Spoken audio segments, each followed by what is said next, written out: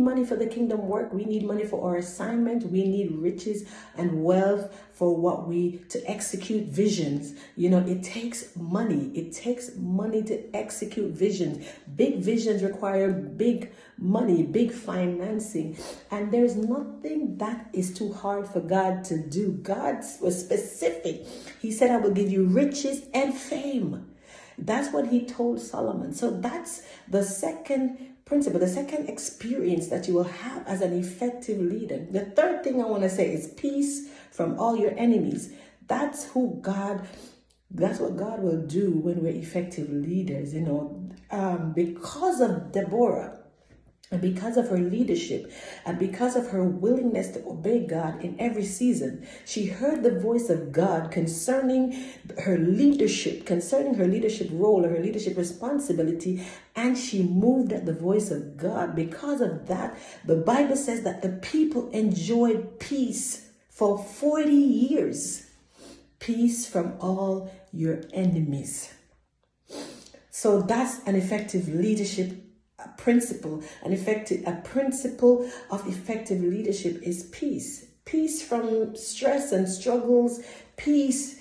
God will cause your enemy to be at peace with you. He will cause the vision to work smoothly. He will cause things to go right in your life. Peace. Now, peace is not the absence of issues, right? It's not the absence of situations. It's not the absence of anything coming up that will need, an answer and a solution. Okay, so that's not what peace is, but it's that ability to remain constant, consistent, focused, and to remain open to the solution in that situation. That's what peace is. Not to lose your cool, not to lose out on anything. When situations arise, we don't struggle. We make a solution, we make a decision, and we go forth with a solution from God.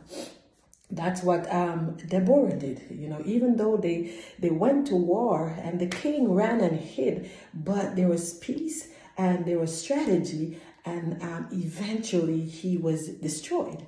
So peace from all your enemies. Number 4 is a long and prosperous life. The Bible says you wish above all things that we prosper and be in health, even as our soul prospers. So it is always God's will and God's intention for our lives to be long and prosperous, long and fruitful, long and blessed.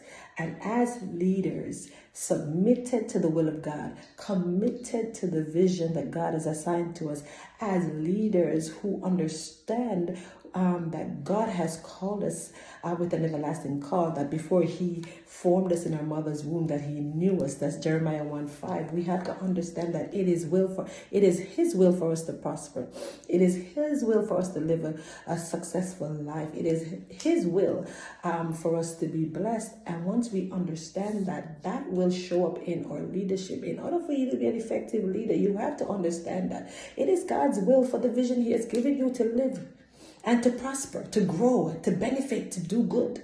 And those that you're leading, when we talk about the vision, we cannot fulfill vision without people. So when I talk about the vision, I'm not just talking about the words on a page. I am talking about the tangible, active move of the vision, the people that is carrying it, the runners that are running with it, the resources, the finances, the assets, everything that comes together to make that vision work really well. That's what I'm talking about. Long and prosperous life for the vision and the people that are carrying the vision and the leadership of the vision. And number 5, the final effective principle I want to share with you is that what you ask for, God will give you. But he also take it to another level, and he will give you what you did not ask for. That's what he said to Solomon. He said, not only will I give you what you've asked for, but I will give you what you did not ask for. That's the increase. So that's why the 5 talent became 10 and the 2 became 4. They were so effective and they produced that God was able to increase. It is God that gives the increase. It is him that gives us the power to get wealth. So God said to Solomon, because you understand that as a leader, you need to be effective, and because you didn't trust yourself to come up with your own solutions, you said, I need God for this.